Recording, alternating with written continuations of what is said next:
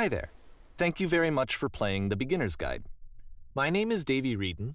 I wrote The Stanley Parable, and while that game tells a pretty absurd story, today I'm going to tell you about a series of events that happened between 2008 and 2011. We're going to look at the games made by a friend of mine named Coda. Now, these games mean a lot to me. I met Coda in early 2009 at a time when I was really struggling with some personal stuff, and his work pointed me in a very powerful direction. I found it to be a good reference point for the kinds of creative works that I wanted to make. So just to start you off, this is, I think, the first game he ever made. It's a level for Counter-Strike. You can walk around here, by the way. And mostly it's just Coda learning the basics of building a 3D environment. But what I like is that even though he starts from the simple aesthetic of a desert town, he then scatters these colorful abstract blobs and impossible floating crates around the level. And of course, it destroys the illusion that this actually is a desert town, and instead this level becomes a kind of calling card from its creator. It's like a reminder that this video game was constructed by a real person. And it kind of makes you wonder, what was going through his head as he was building this? This is what I like about all of Coda's games. I mean, not that they're all fascinating as games, but that they are all going to give us access to their creator. I want us to see past the games themselves. I want to get to know who this human being really is. And that's exactly what we're going to do here. So, it's 2008, Coda starts making these games, and he never releases any of them. He doesn't put them onto the internet, he just makes them and then immediately abandons them, and they sit on his computer forever. And I think he really understood this image of himself as a recluse. At one point, he jokingly renamed his computer's recycling bin to Important Games Folder. So, you know, this was just how he worked. He tended to crank them out one after the other without even really pausing to try to understand what he had just made, until suddenly one day, he just stopped. In 2011, that was it. He made his last game, and then he hasn't made another one since. And that's why I've taken this opportunity to gather all of his work together, is because I find his games powerful and interesting, and I'd like this collection to reach him, to maybe encourage him to start creating again. And if the people like you who play this also happen to find his work interesting, then I'm sure it'll just send that much stronger of a message of encouragement to Coda. So thanks for joining me on this. If you have a particular interpretation that I haven't mentioned here, or if you just need to get in touch, you can email me at daveywreden@gmail.com. Okay, that's about it for introduction. Let's take a look at Coda's first proper game. As each game is loading, I'll show you the date that it was completed. This first one was made in November 2008.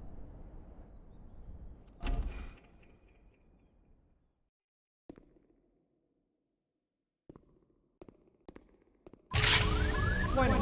Whisper machine active. Shift destruction imminent. This game is called Escape from Whisper, and it's one of the more generic games you'll see from Coda.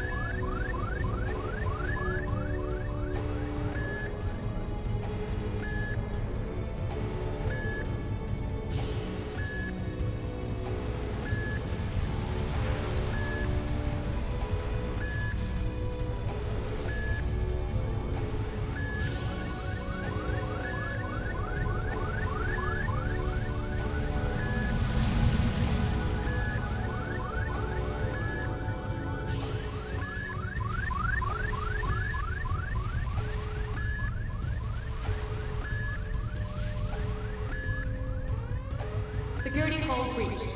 Hostile alien life form inbound. It kinda looks like this game was abandoned mid-development. For instance, you have this gun, which you'd think would indicate that there are supposed to be monsters or enemies somewhere, but then clearly there are no enemies anywhere.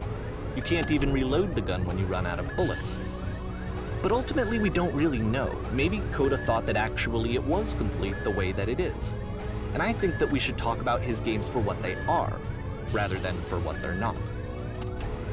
Enemy force neutralized. Begin ship evacuation.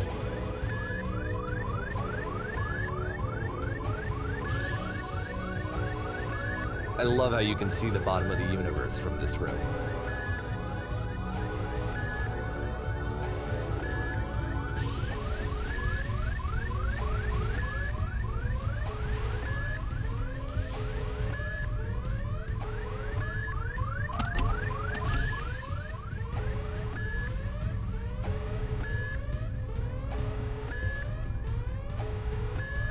Apparently, this space station has a labyrinth on it.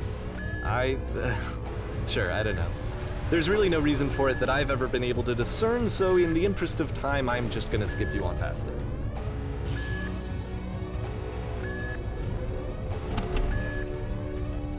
Okay, this is the part that's interesting. The game has this narrative about the whisper machine and how it has to be turned off, and then you get to the engine room. Hey, you there, in the engine room. You could save us all. That beam is powering a whisper machine. We could disrupt it by introducing a great enough heat signature. If your body could stop the beam. It's so much to ask, but for all of our lives, would you do it? Could you give yourself?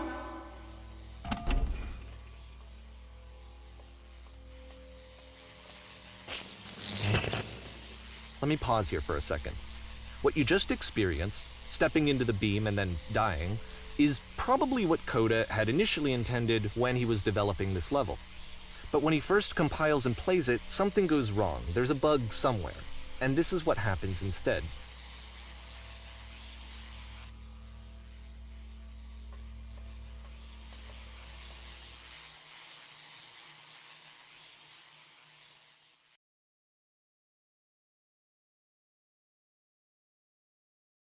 The beam causes you to start floating.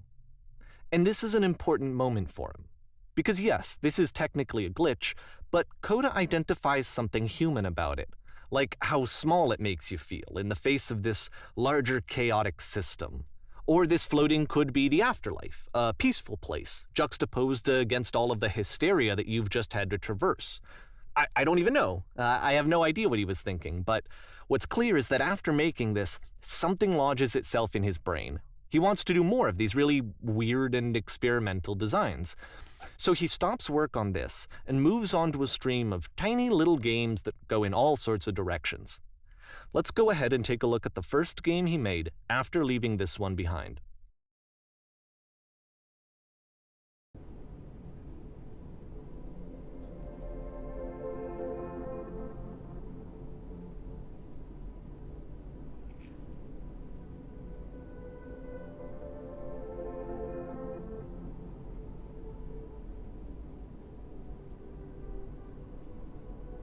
So try walking backwards.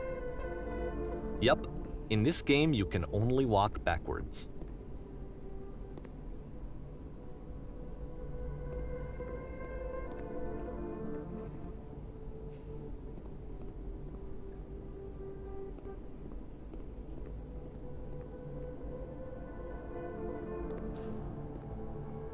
So it's a short and relatively minimalist experiment combining motion and narrative. It is less advanced than the previous game, but actually it seems to be more focused, more complete. Coda's trying to give it a unique voice rather than simply basing it on a pre-existing trope.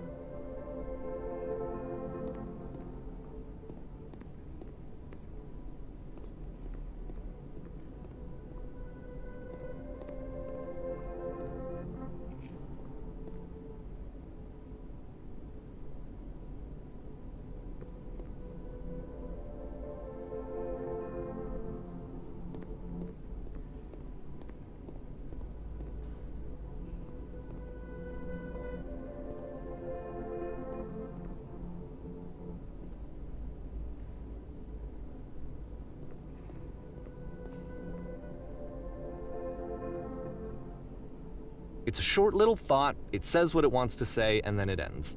Didn't need anything more than that. Which to me is why it works, because it gets out quick. Okay, next one.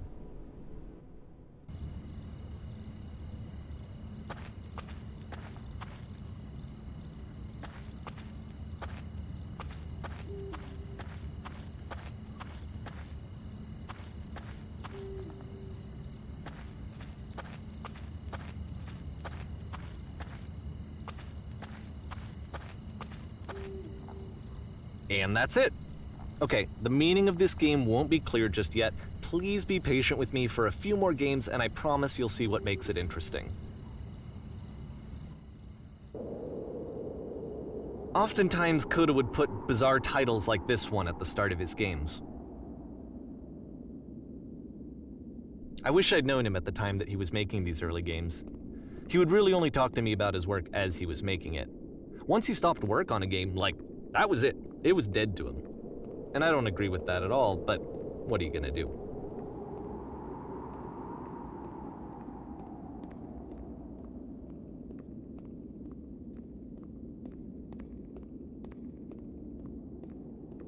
I know it's tempting, but there's actually nothing over here. Sorry.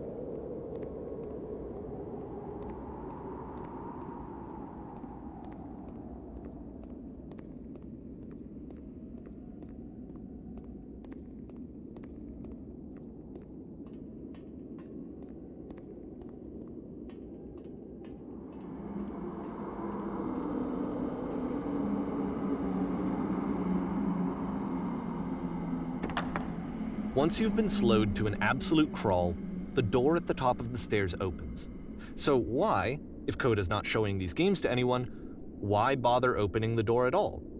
Well, to show you, I'm modifying the game here so that when you press enter, it'll bring you back up to full speed so you can enter the door for yourself.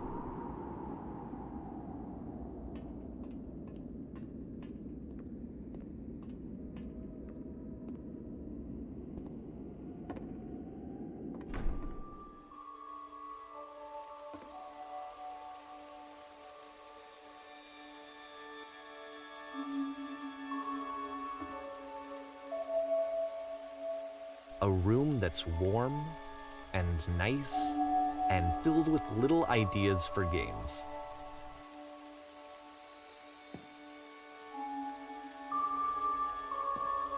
Coda would often tell me that he didn't mind if people thought of him as cold or distant.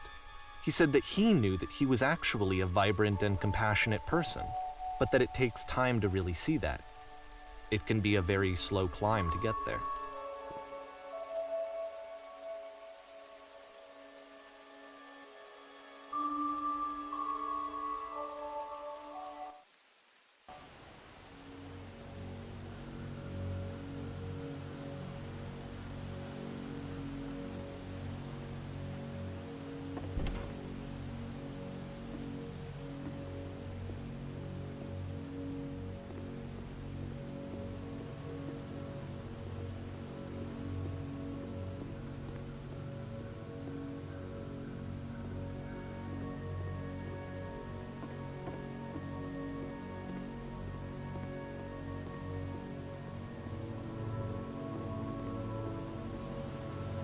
Well, this is new for Coda. It's an actual puzzle.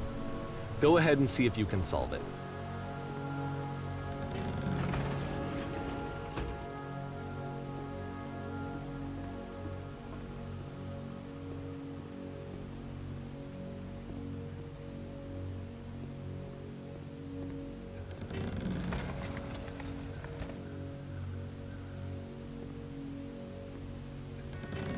Don't forget that solution, because we're going to see this puzzle again soon. We're gonna see it a lot.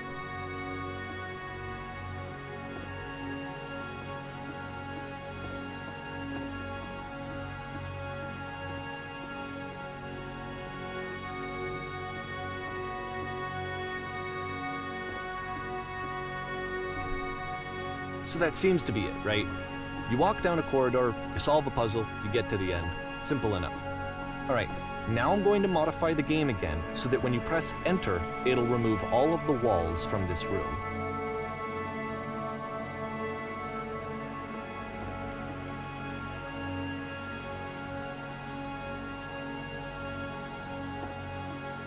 How about that? There was more to it than we had any way of knowing. I actually find it funny that this game comes after the Stairs game, since they essentially convey the opposite idea. So, in the Stairs game, a dull exterior concealed a rich interior, and then, in this level, a dull interior hides this fantastic outer world. Either way, I think that the point is the same, is that most of the time you don't get to know what you're missing, or even that you're missing anything. That's not your role as a player. So if your role here is not to understand, then what is it?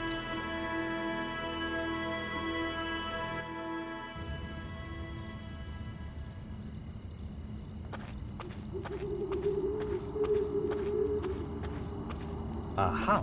So, this, combined with the entering game from earlier, tells us that Coda believes his games are connected somehow. It could even be that the Stairs game and the puzzle game are literally connected in between this and the entering game.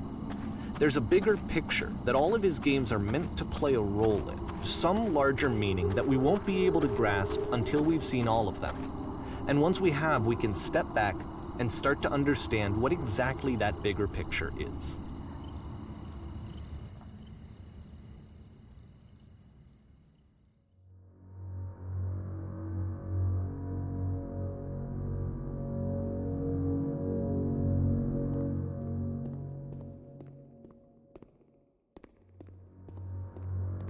Let's talk about video game development for a second.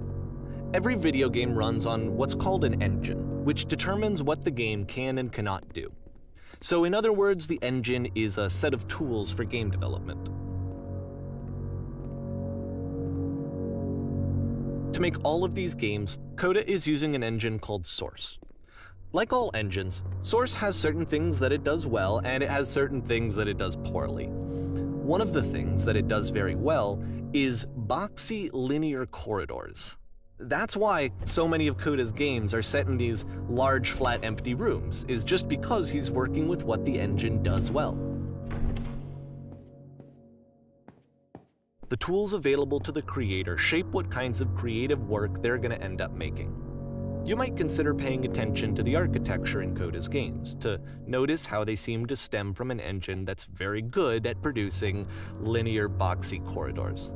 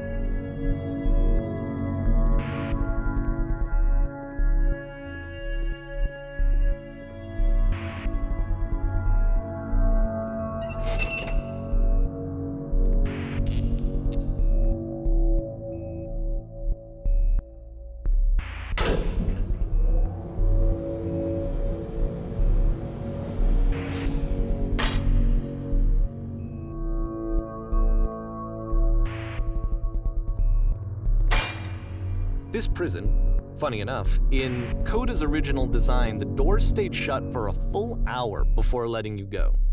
If you don't mind, I think we're gonna skip that. This is something that he and I used to argue about a lot. You know, whether a game ought to actually be playable, whether it means anything if no one can get through it. And I would always defend that, you know, all this work goes into the game, why not make it playable and accessible? And so we just got into heated arguments over it, and there was one time that after one of these conversations, he went home, and a day or two later, he sent me a zip file entitled Playable Games that was full of hundreds of individual games, each of which was just an empty box that you walked around in and nothing else. Believe me, I played every single one of those just to find out if there was like a gag hidden somewhere. There wasn't.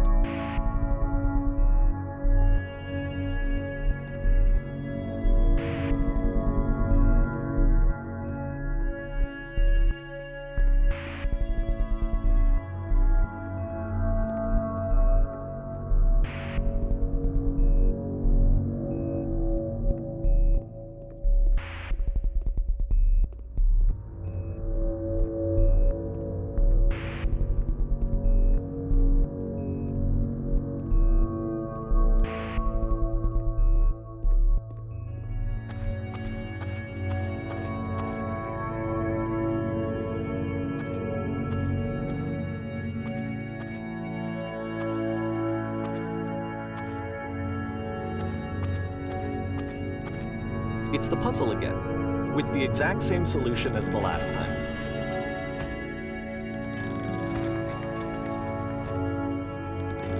There's still no clear indication of what makes this puzzle so special that Coda is going to return to it over and over. But I promise I'll share with you my interpretation very shortly.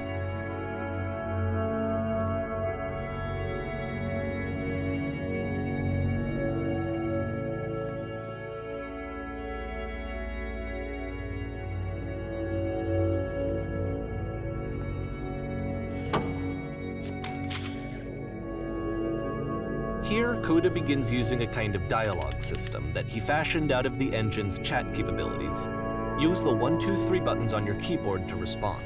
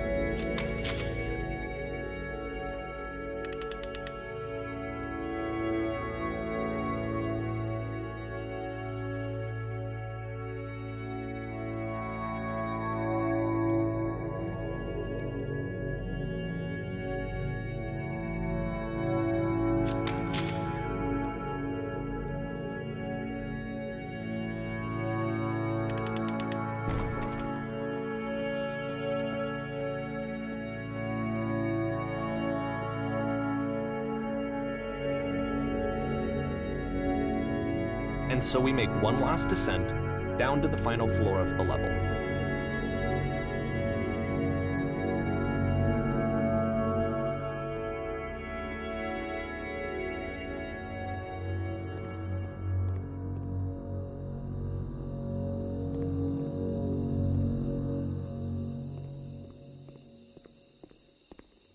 it's a lamppost. Okay, I can't tell you quite why, but for some reason, Coda fixates on this lamppost. It's going to appear at the end of every single one of his games from here on out. I'll tell you what I think. I think that up to this point, he's been making really strange and abstract games with no clear purpose, and maybe you can only float around in that headspace for so long. Because now he wants something to hold on to. He wants a reference point. He wants the work to be leading to something. He wants a destination, which is what this lamppost is. It's a destination. We're going to see it in the work as well. His games are just going to become a lot more cohesive, a lot more fully developed, with more of a clear idea behind them. And as we go, that idea will get clearer and clearer and clearer.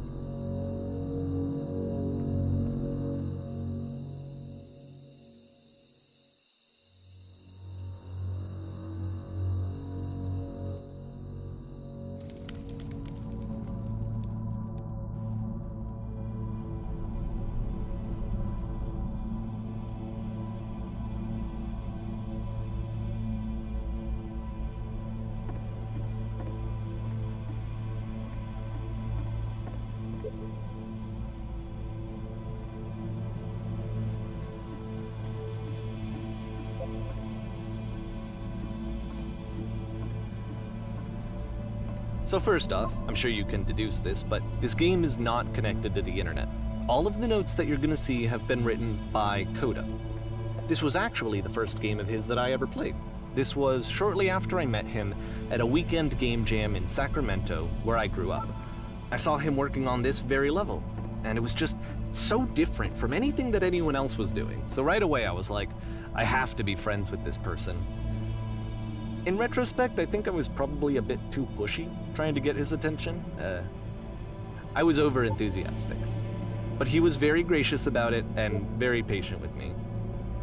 And I cooled off eventually.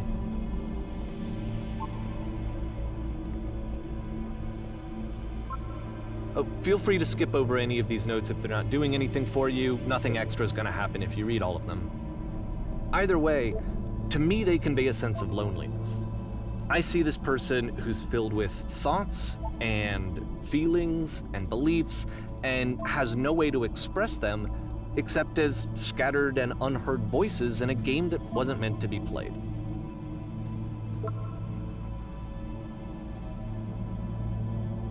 But it's ironic, isn't it, that in playing this game and seeing how alone Coda often felt, that we get to know him better and actually kind of connect with him.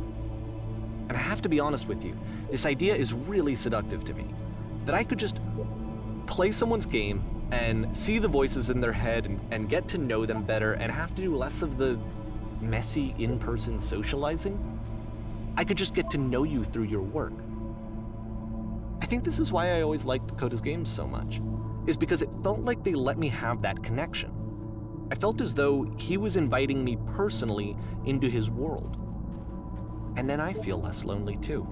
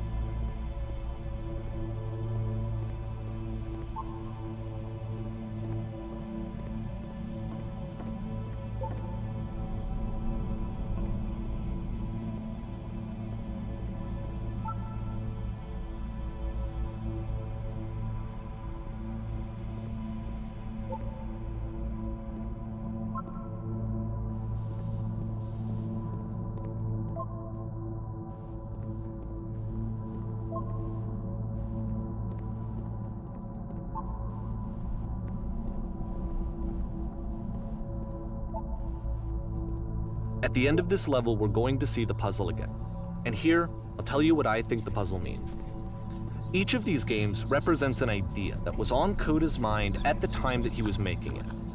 And the puzzle is a way of closing the door on a previous chapter of his life before moving on to the next one.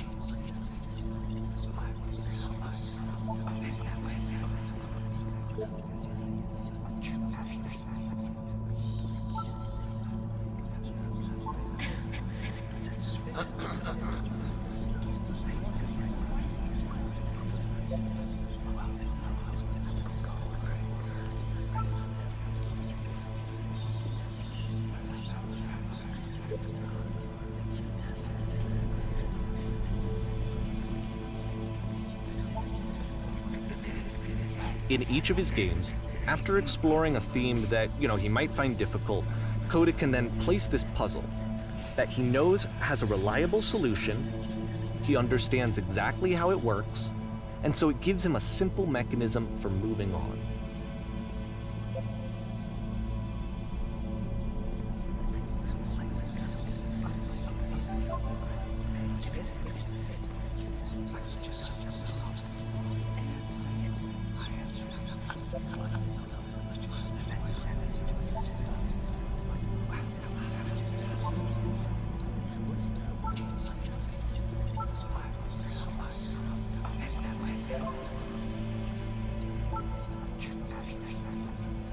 And because there's this dark area between the doors, a space between spaces, before you move on, you get to pause. Just for a moment, a few seconds to reflect on and let go of the events that led you here. To step back and connect the pieces together. To grasp at that elusive bigger picture.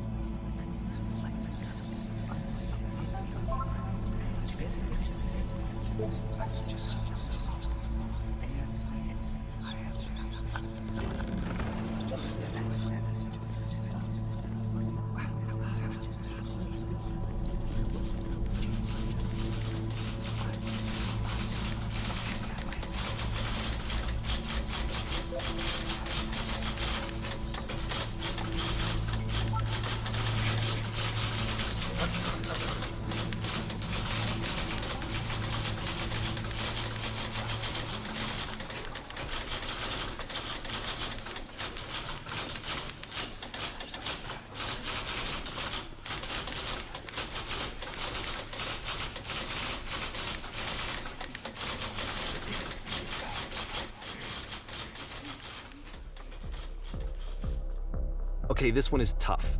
It's gonna kinda just spin its own wheels for a few minutes. Hang with it.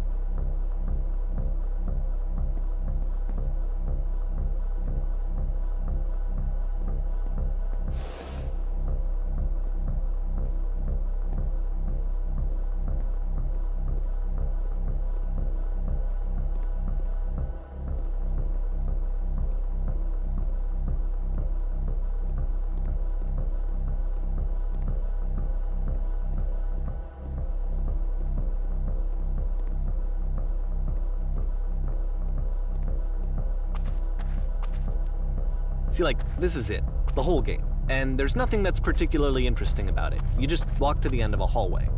Except, for some reason, Coda gets really fixated on this prison that has all of this modern furniture. And I don't know why, but he decides he needs to revisit this prison.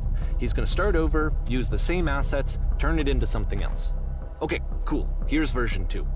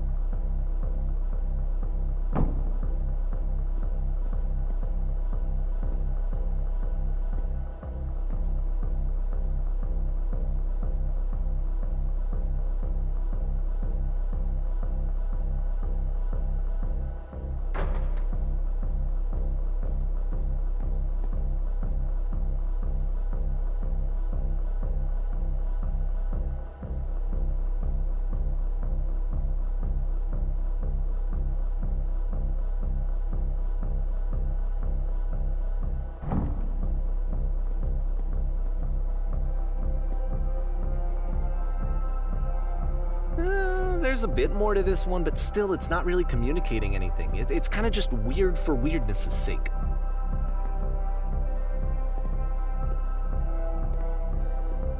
So okay, he throws it out and starts over. This time he comes at the prison idea from a different direction.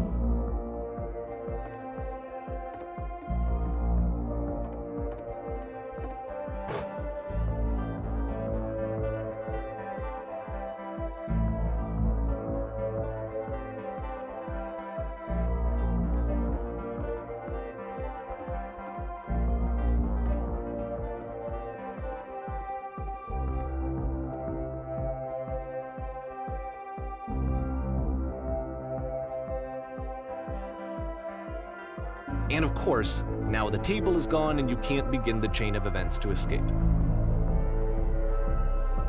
Here's a version where there are no bars, but you can't actually get to the well.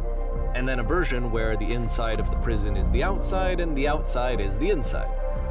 Let me just blink you real quick through a few more of these. I mean, he really unloaded on this prison idea. There's nearly a dozen of them. Personally, I think it's awful to watch this, to see a person basically unraveling through their work. And for what? Like, at what point do you just go, maybe there are game ideas other than this prison that I could be working on? But Coda doesn't have that voice telling you to stop, that particular mechanism of defense against yourself. Without it, you just spiral. And so he keeps going and going and going and going and going, and then he hits on something. And he likes it. And that's it. He's done. He stops making prisons. This is the very last version of the prison game that he created. And the reason I think it works is that the prison is not actually in it.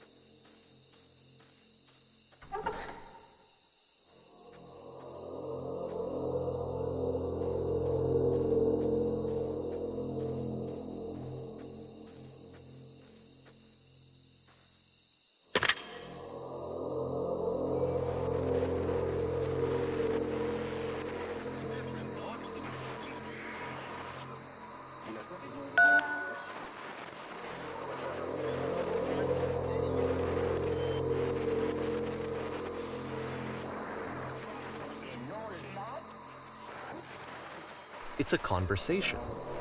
And so this is what Coda wants, is to be able to talk to someone, to share what's on his mind, and to get some good advice from someone who knows. But the irony is that even in this scenario, you're still talking to yourself. You know, all of these games so far are Coda talking to himself.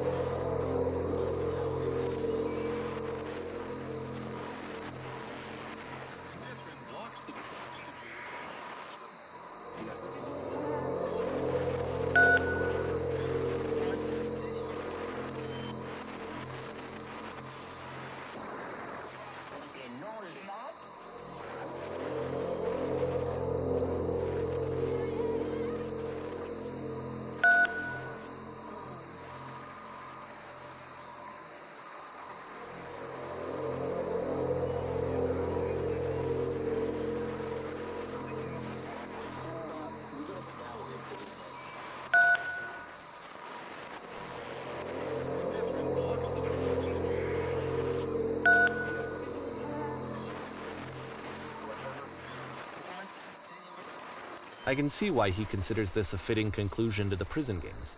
After all of the obsession and frustration, just to be told by someone you can trust that things are going to be okay.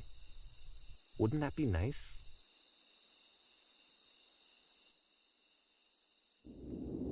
So what would it look like if Coda wanted to make a game about talking to someone other than himself?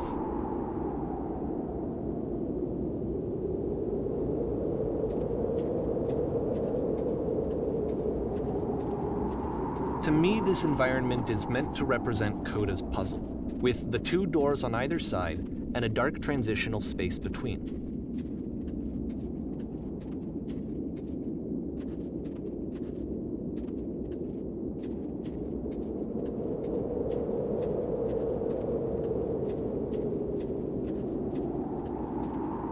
Just so you're aware, nothing will happen up here until you've been inside the house.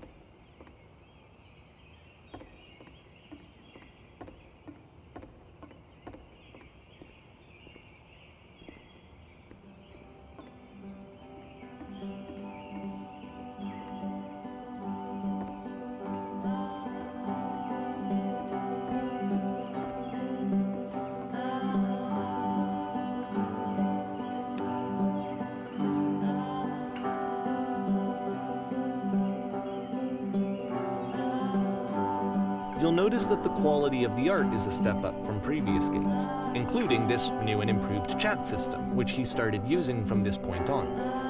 From here on out, he begins putting much more effort into the visual polish of his work, and this particular game took 2 months to create as a result.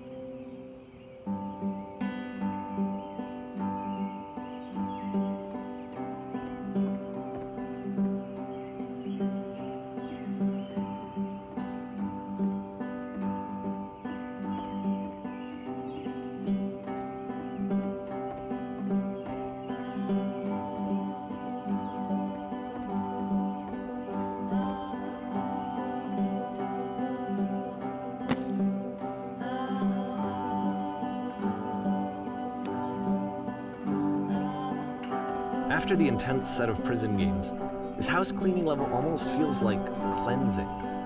It's the moment after a particularly difficult or traumatic experience where you just need to let it sit and digest inside of you, and eventually cohere into something meaningful.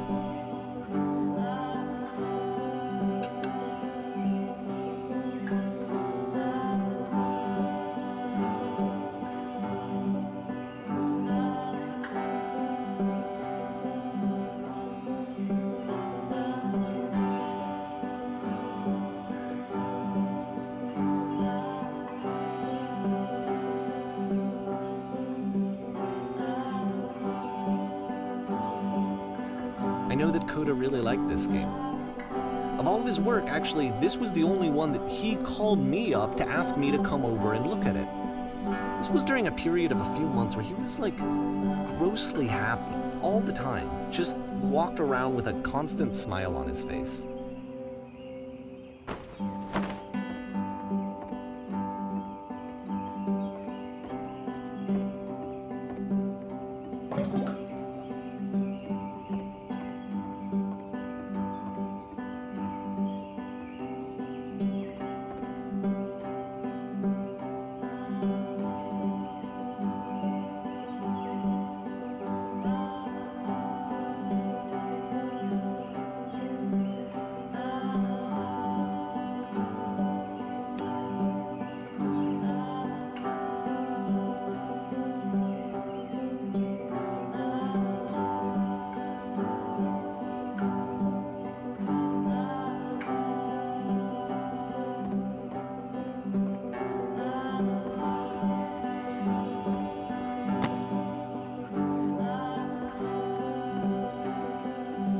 I'm glad he made this. I'm glad he found some peace.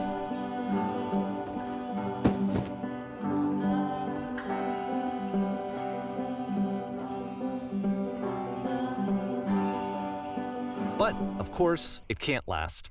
The music stops, your companion is gone, it's time to leave. The door at the top of the hill is now open as well. Again, you can't stay in the dark space for too long. You just can't. You have to keep moving. It's how you stay alive.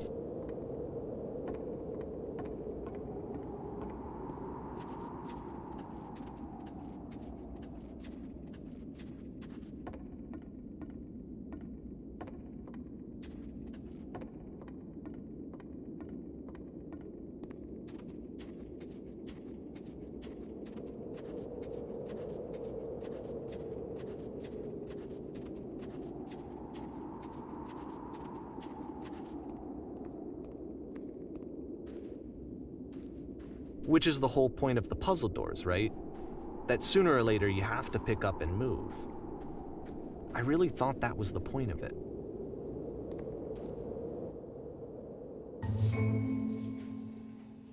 This one gets a bit goofy.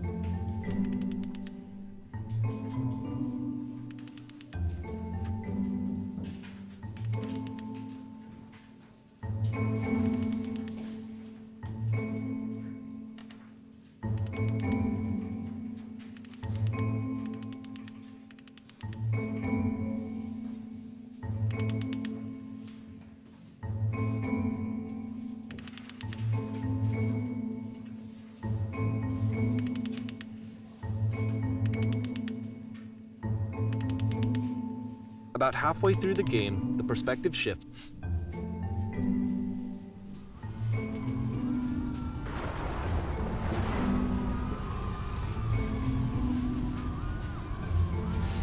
And you play as the teacher. And suddenly, you discover that your teacher is just as bigoted and afraid as you are. Oh, and also you can move around the classroom now.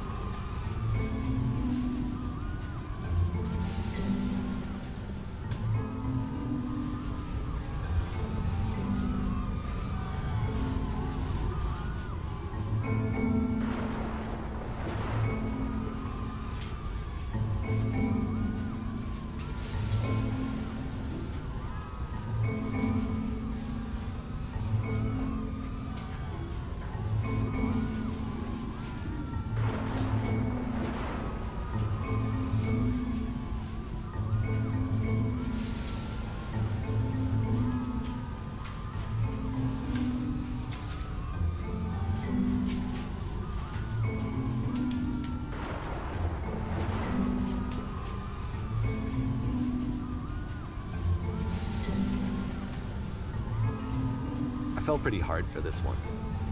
I feel like it's one of the most relatable experiences that you can have. To assume that some other person is perfect and totally fulfilled in every way, and completely miss all of the little flaws that make them painfully human. I think about this game a lot these days.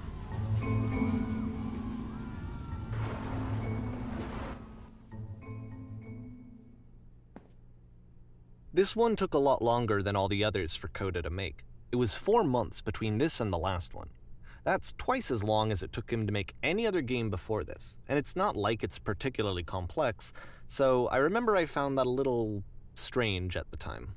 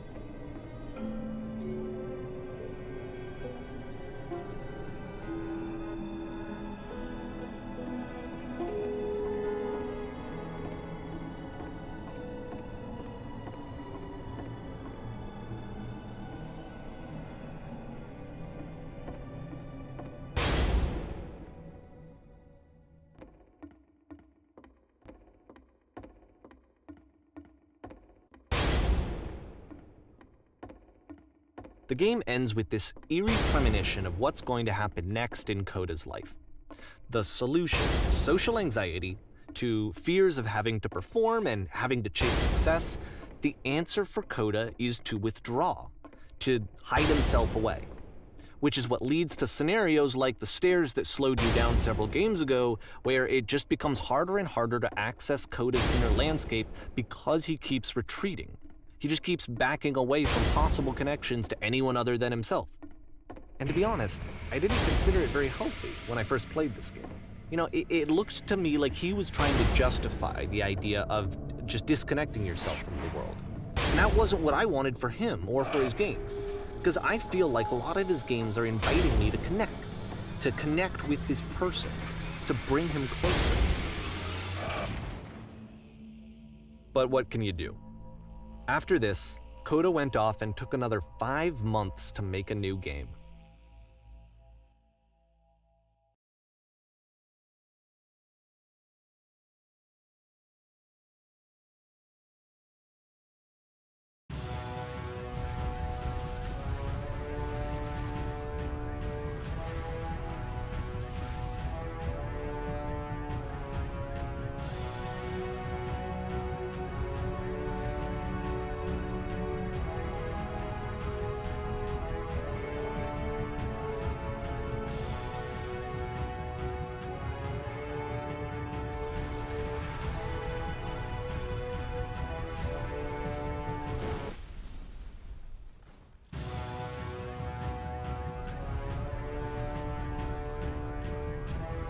You should probably open your eyes if you haven't already. It's pretty much impossible to solve otherwise.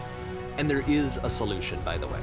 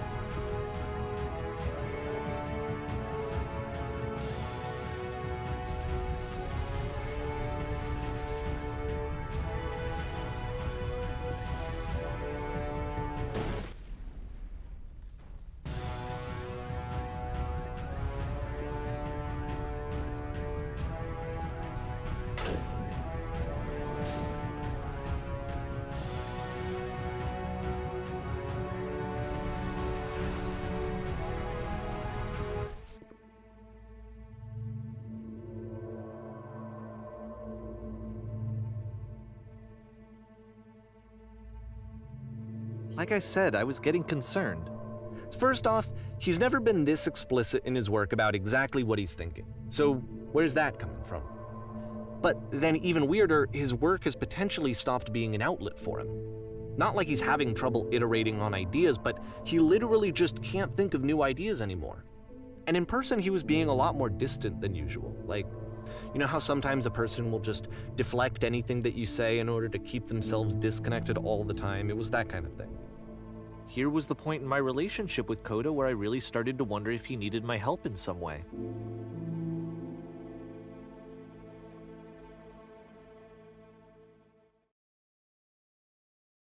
His games are going to get more desperate from here on out.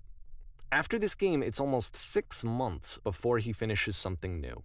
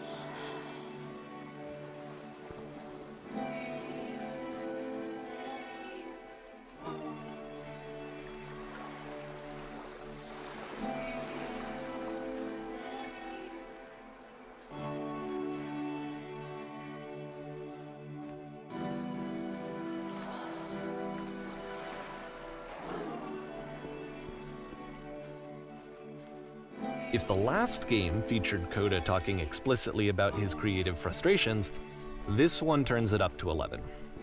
Now, put yourself in my shoes playing this. Here's a friend whose work is exhibiting signs of struggle, frustration, anxiety, depression, even. And yet still he keeps making games. He keeps throwing himself into the grinder even when he clearly doesn't have the energy for it anymore. Why? What is it for?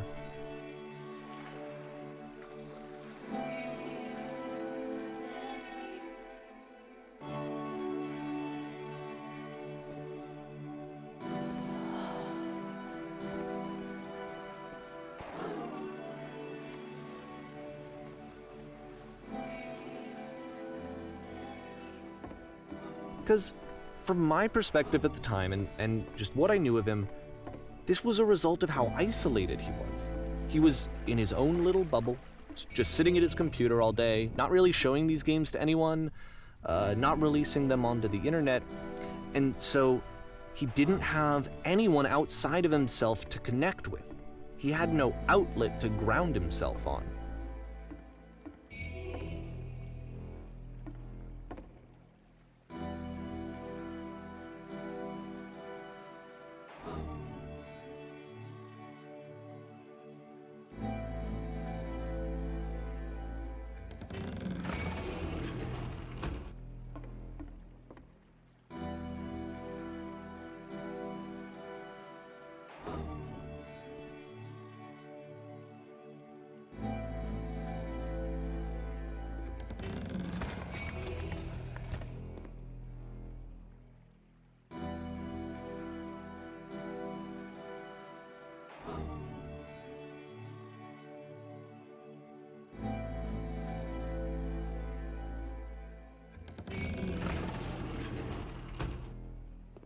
You can't talk yourself out of loneliness. It doesn't work that way. You can't be the one writing both the questions and the answers. Then there's no movement. Then there's no circulation. If all of your anxieties are being channeled into your work, then if the work ever fails, you have no backup and you're just going to crash.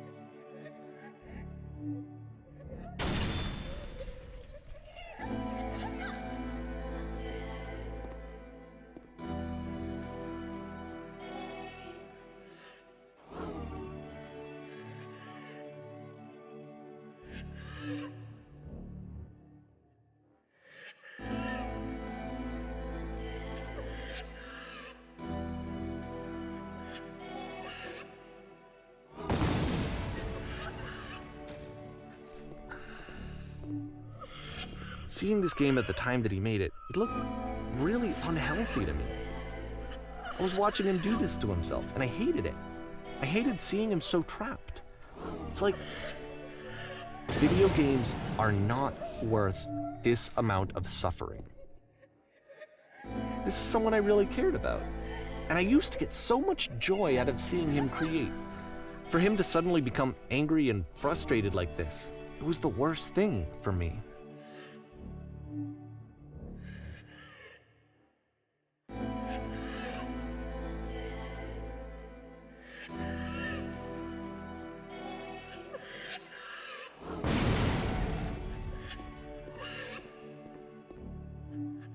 I don't know.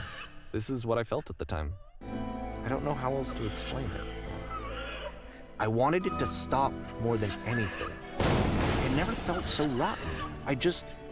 I needed more than I had ever needed anything for this to stop. But it didn't stop. After finishing this one, Coda takes another 7 months and comes up with a new game.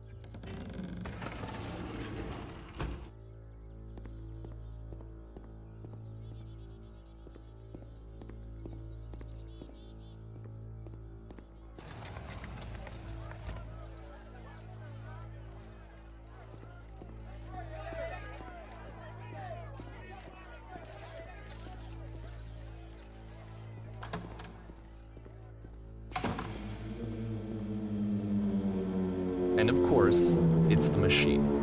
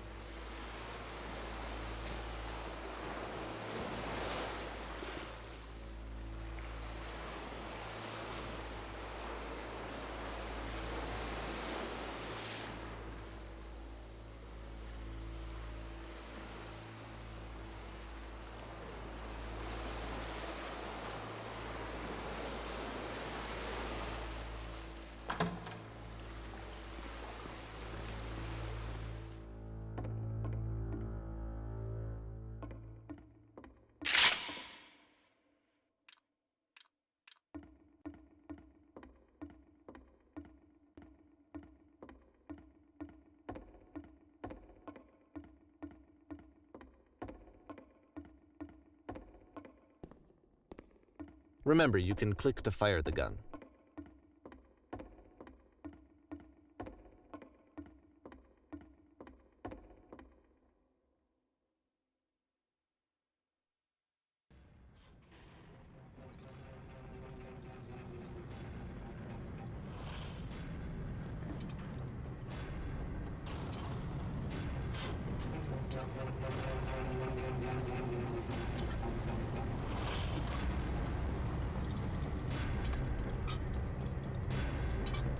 So now the work is becoming self-destructive. And I'll tell you, at the time that I first played this game, shortly after he made it, here's what I'm thinking to myself. I'm thinking that Code is stuck in his own head, and that it's having a very negative effect on him, and that all he needs to do is just start showing his work to people, to get some actual feedback on his games. It might get him out of isolation. And so, as I'm thinking this, I realize that I could be the one to initiate it. Because it would never occur to Coda to start actively soliciting feedback, so what if I did it for him? If he could see the difference it would make to have more actual conversations with other human beings, would that bring him out of his mental spiral? Would it give him confidence in himself? Would it bring meaning back into his work?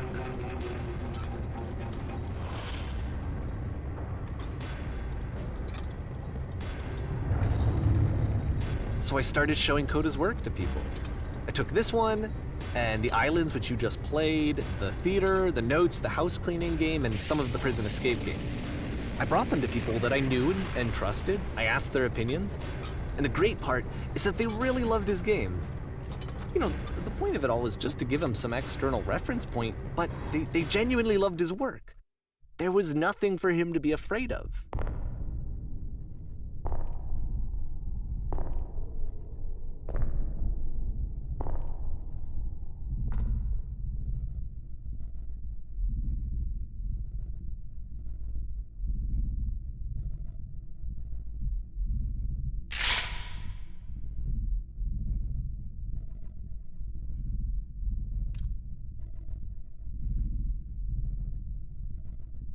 can you see why I felt like this was the right thing to do?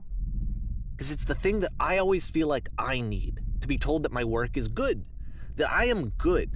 When someone really connects with a thing that I've made, when they see themselves purely in my work, there's nothing that feels better. And I got to give that very same feeling to my friend. I did something, I really felt like I'd done something good, like I was a good person. I felt like there was a friend who was in trouble and was unhappy and maybe didn't like themselves, and I could fix it. If I could give him this gift, maybe I could fix the problem.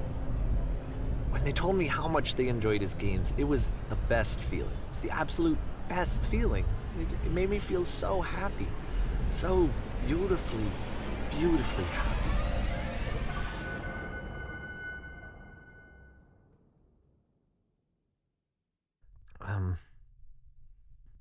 So anyway, Coda finishes this game, and then really he just kind of takes off for a while.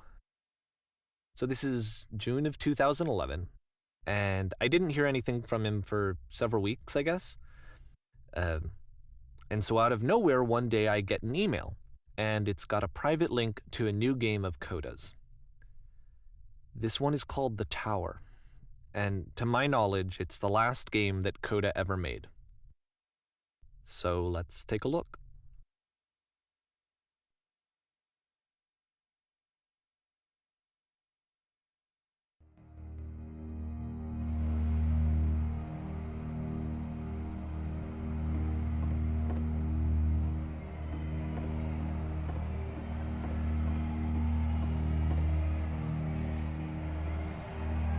And this is where I have trouble saying anything meaningful about Coda's work.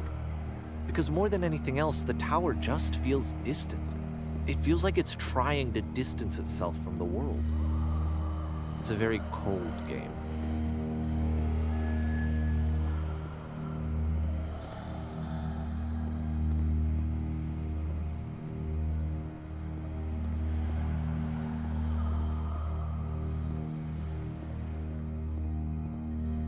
This room actually has a maze in it.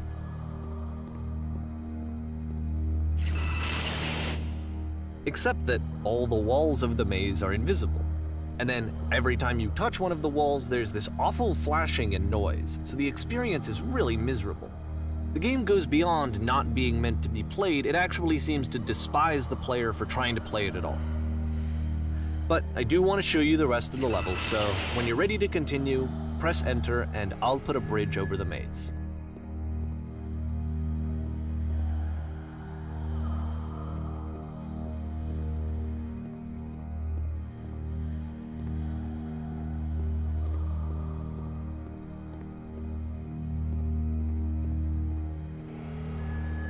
And to be fair, it's not like this is the first game that's needed some modification to be playable.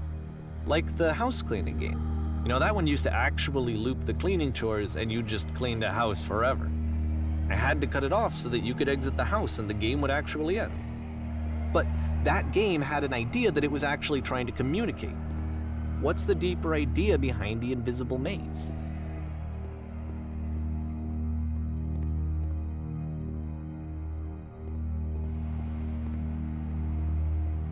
The only way past this challenge is to randomly guess the 6-digit code. Like the invisible maze, it's frustrating to me, because it's the opposite of everything else that Coda has made. It doesn't encourage thought or engagement. It doesn't ask anything of me, except a lot of my time. If I could have reached him during this time, then maybe I could have asked him, but I couldn't. I still don't really understand why this is here. I'll put the code on the ground for you here, though, so that we can move on.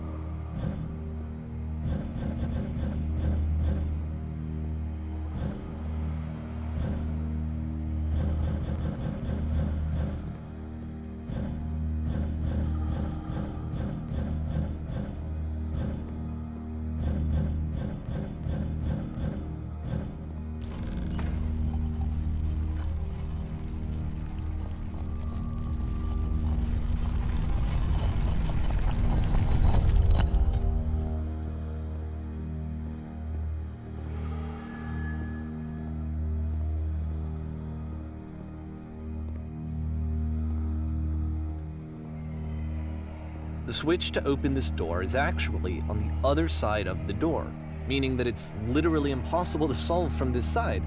So even if you somehow brute forced your way through the first 2 challenges and you got to this point, there's actually just no way to progress.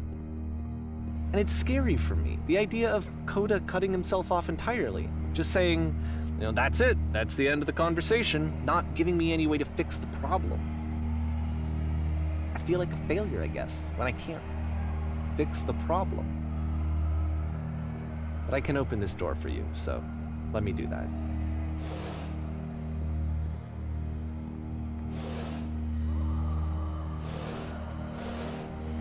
Was I a failure for not understanding this game? I don't know why I would be. It's not like everything needs to have a solution, but I feel it somehow. I feel like I failed, and I don't understand why.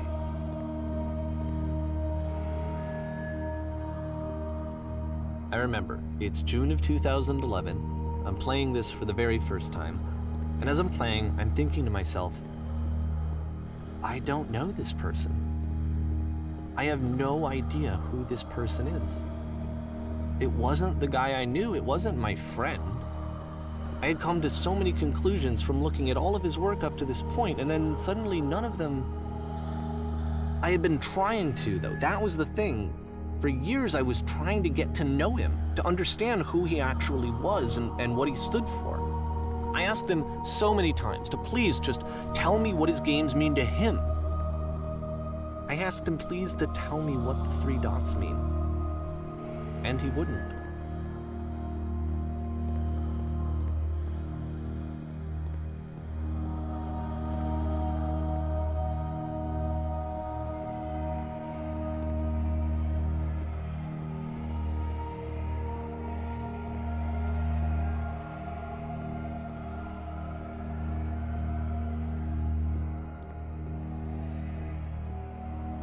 I just felt so strongly that if I could have connected with him, that if I could have somehow made his work my own, that I would finally be once and for all happy. It was that I needed to see myself in someone else. I needed to be someone other than me. But he stopped and left, and it felt somehow like I had failed.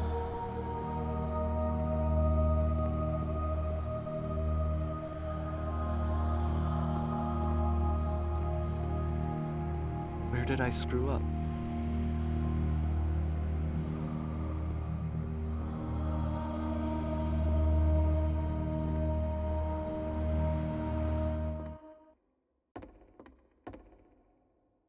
I'm the reason that you stopped making games, aren't I? It's because of what I did. I poisoned it for you.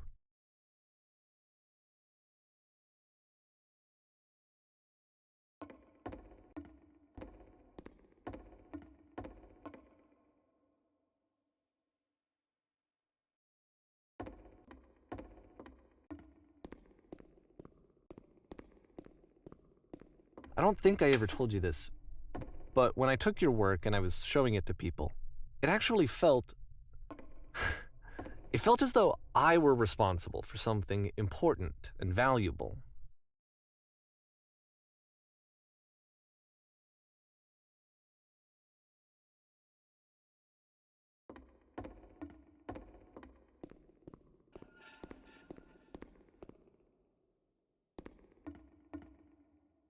And the people who played them, they treated me like I was important.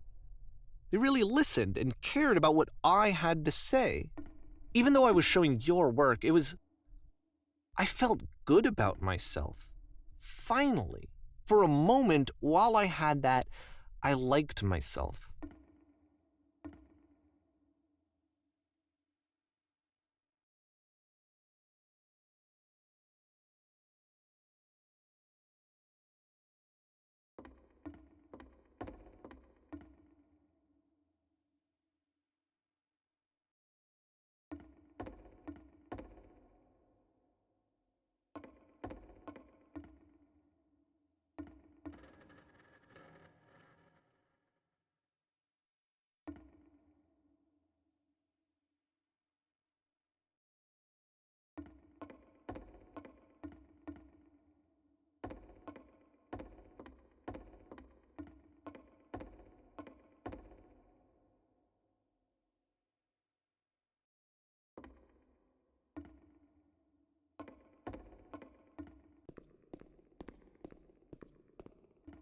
And then you stopped, and I didn't have anything left to show people.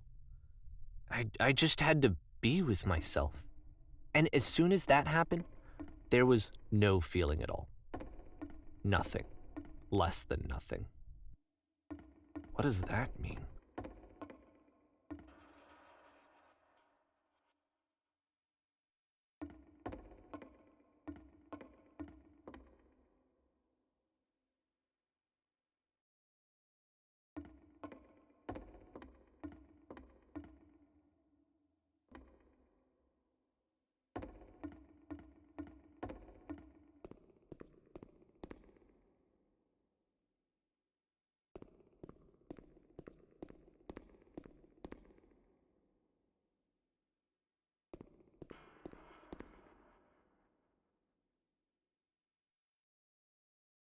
I'm afraid that I did something really stupid because I don't like myself.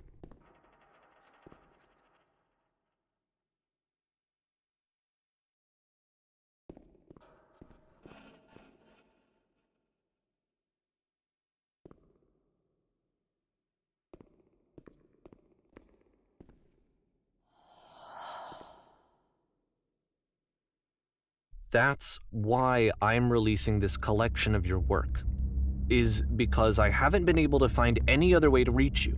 I've tried everything. And so a part of me has hope that if I put this compilation out into the world, and if I put my name on it, that maybe enough people will play it so that it'll find its way to you, so that I can tell you that I'm sorry. I know I screwed up. If I apologize to you truly and deeply, will you start making games again? Please, I need to feel okay with myself again. And I always felt okay as long as I had your work to see myself in. I mean, is something wrong with me?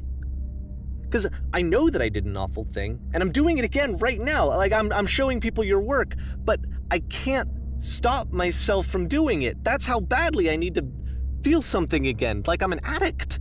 There has to be something wrong with me.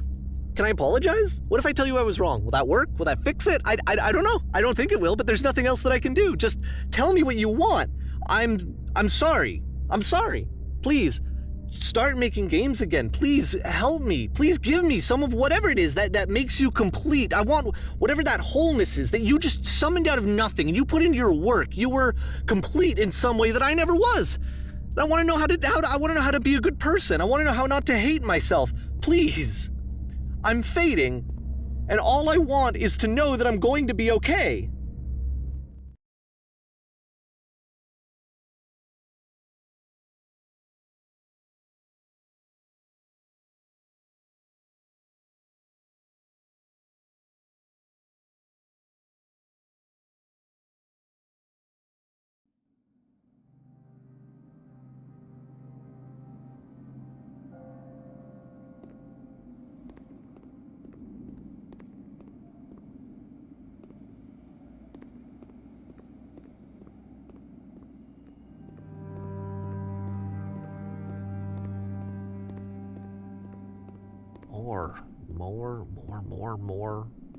More love, more praise, more people telling me that I'm good. Always more. It's like a disease.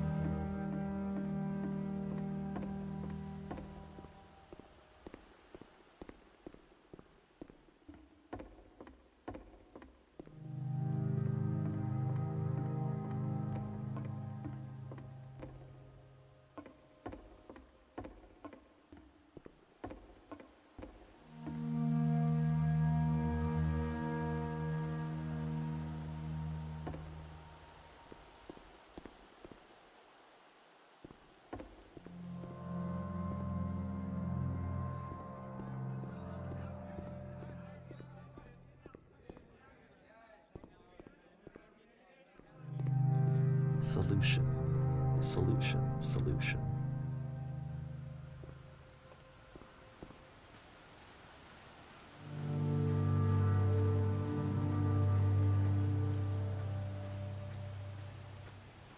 guess if someone had told me ahead of time that he just really enjoyed making prison games, maybe I wouldn't have thought he was so desperate.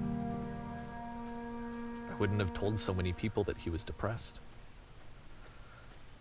Maybe he just likes making prisons.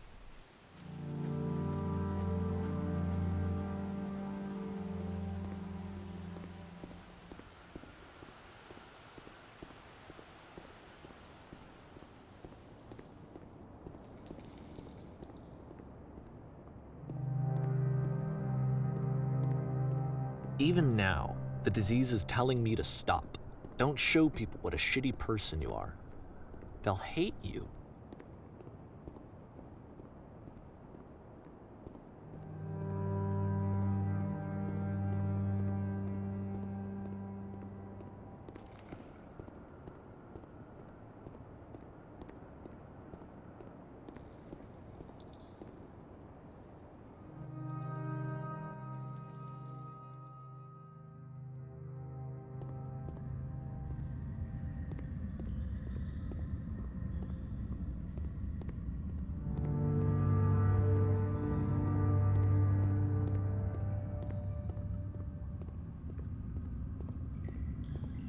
If I knew that my life depended on finding something to be driven by other than validation, what would that even be?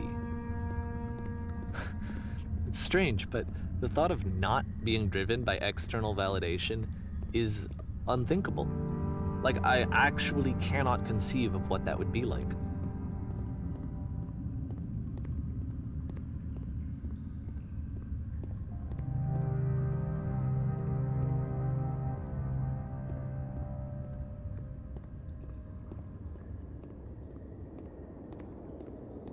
What now?